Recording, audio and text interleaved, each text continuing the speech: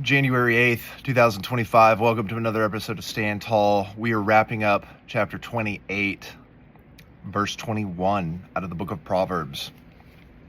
To show partiality is never good, for even a morsel of bread a man may do wrong. Don't be partial, don't stand on the fence, and just know that for any little thing someone might do wrong. The avaricious man is perturbed about his wealth, and he knows not when want will come upon him. The greedy man is perturbed about his wealth. He is upset by his wealth, and he does not know when he will have desire again. So he's never at peace. He who rebukes a man gets more thanks in the end than one with a flattering tongue. This is so true, especially for like me in my life and some of the friends I have who challenge me. Those are the friends that I keep. Those are the friends that made me better. And it might sting or tinge in the moment, but at the end of the day, after like you had a couple of hours or a day or two to think about it, you're like, man, I'm so glad, my friend told me this. I'm so glad that they made that aware. And if anybody's been married for any amount of time or in any kind of good relationship, this is what it's about, right? Like you don't just sit there and shower praise upon your spouse and, oh, you're my queen, and, I'll do anything for you, and all of that stuff. It reminds me of this note that me and my wife found in a book that we bought from a used bookstore here in town. And it was like, kind of like that. It was like, you are a queen and I will treat you like a princess and your beauty knows no other. And while it was like so beautiful, it was so cringy to both of us.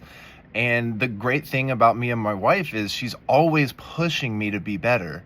Always pushing me to step up, to be a better father, to be a better husband, to be a better business owner.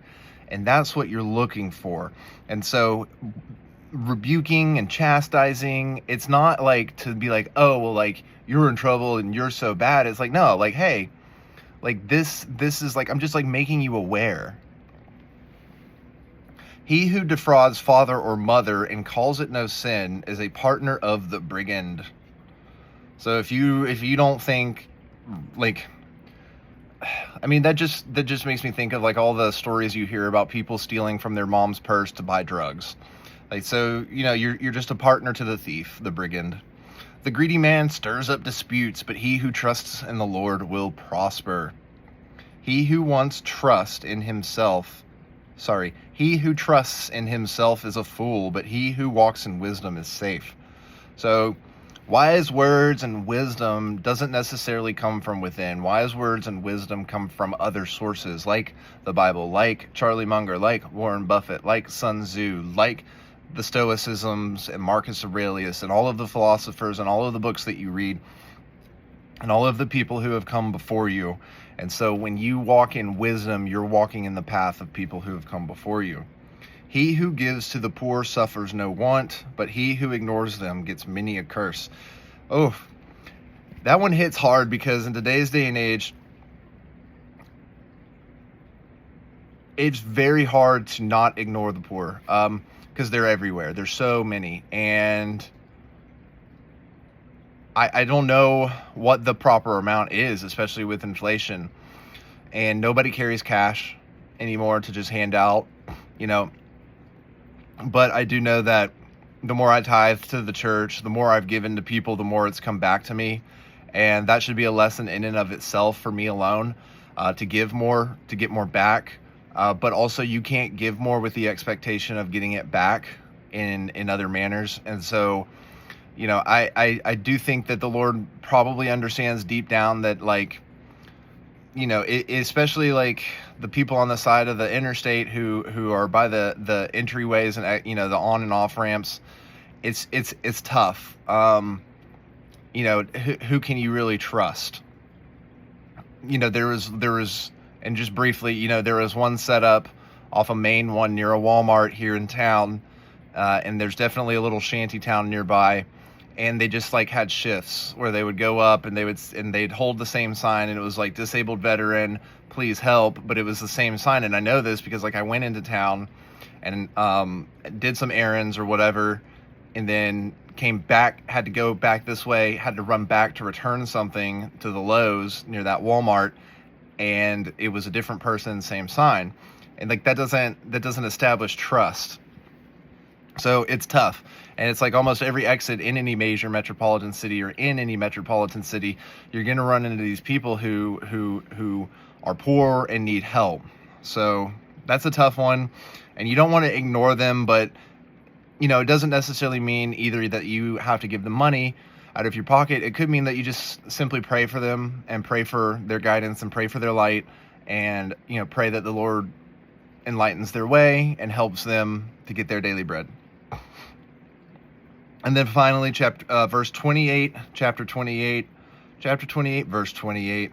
When the wicked gain preeminence, other men hide, but at their fall, the just flourish. Wow, powerful, powerful, powerful. So hopefully,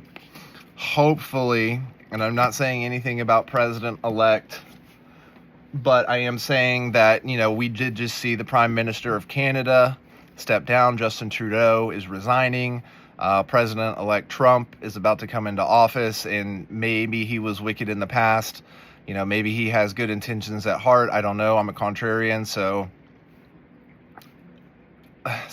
when he was the underdog, I was rooting for him. Now that he's won, I'm not. I'm rooting for the libertarians again. But he does have RFK in there, so I can't complain too much. And this isn't a political commentary. This is about Proverbs and wisdom. But given what happened with 2020 and the experimental injection / warp speed, right? Because Donald Trump was Project Warp Speed after all. It is tough to decide who is the wicked and who is the just, and hopefully we're seeing a revolution of sorts, a revolution of goodness, of kindness, and wisdom. And so let's keep that with us as we now on Wednesday continue to move through the week and finish out this week strong.